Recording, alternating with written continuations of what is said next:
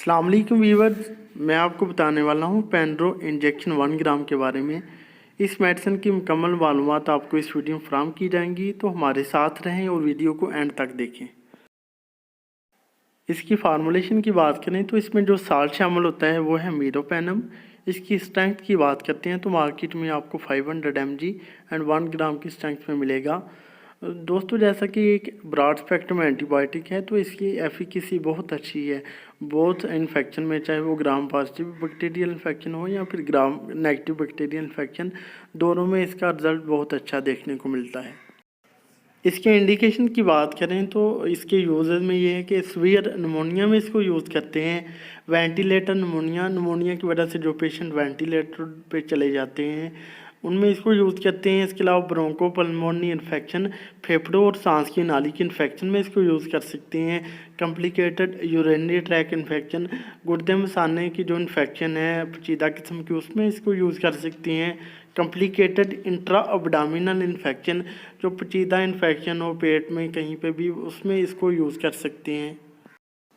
मज़ीद यूज़ेस की बात करें तो इसको यूज़ किया जा सकता है इंट्रा एंड पोस्टपार्टम इन्फेक्शन में, complicated skin and soft tissues infection में यूज़ कर सकते हैं, सेप्टिसीमिया में यूज़ कर सकते हैं। इसके अलावा अक्यूट बैक्टीरियल मेनिंजाइटिस में इसको यूज़ किया जा सकता है। ये इसके यूज़ेस थे। इसकी डोजेज की बात करें तो इसकी जो डोज़ है पेशेंट की age, weight and condition wise recommend की जाती है।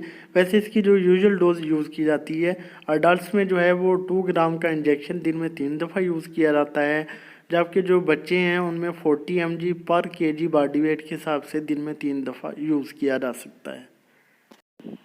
इसके साइड इफ़ेक्ट्स की बात करते हैं तो इसके साइड इफ़ेक्ट में पेशेंट को हेडेक यानी सर दर्द, डायरिया हो सकता है। इसके अलावा वॉमिटिंग, नोज़िया हो सकता है, अब्डोमिनल पेन हो सकता है, बॉडी पे रैशेस बन सकते हैं, पराराइटिस यानी कि खारिश हो सकती है। इसके अलावा जो है जहाँ पे इंजेक्शन लगा है वहाँ पे पेन एंड इन्फ्लेमेशन हो सकती है। ये कुछ इसके साइड इफ़ेक्ट्स है। बात करते हैं इसके कंट्रा इंडिकेशन की, यानी कौन से मरीज़ इस पेशेंट को यूज़ नहीं कर सकते। तो जो कि हाइपर सेंसिटिविटी का इशू रखते हों, इस साल से एलर्जिक हों, वो इस मेडिसिन को यूज़ ना करें। और इसके अलावा जो है जो दूसरी कार्बापेनेम मेडिसिन से एलर्जिक हों वो भी इस मेडिसिन को यूज़ ना करें। रूट ऑफ एडमिनिस्ट्रेशन की बात कर लेते हैं तो इसको आईवी लगाया जा सकता है। इसको डायरेक्ट आईवी लगा सकते हैं बहुत स्लो, 15 से 20 मिनट के अंदर। और बेहतर तो ये होता है कि इसको 100 ml के आईवी इन्फ्यूजन में लगाएं। वो चाहे आप 100 ml नामसलाइन ले लें या फिर 100 ml डेक्सट्रोज वाटर ले लें, तो इस तरह से जो है इसको लगा सकती है। प्रेगनेंसी एंड लैक्टेशन मदर की बात करें तो प्रेगनेंसी में भी इसको यूज़ किया जा सकता है और नर्सिंग मदर भी इसको यूज़ कर सकती हैं। अगर क्लियरली नीडल हो तो ज़रूरत के मुताबिक इसको यूज़ किया जा सकता है, लेकिन सिर्फ और सिर्फ डॉक्टर की रिकमेंडेशन पे ही।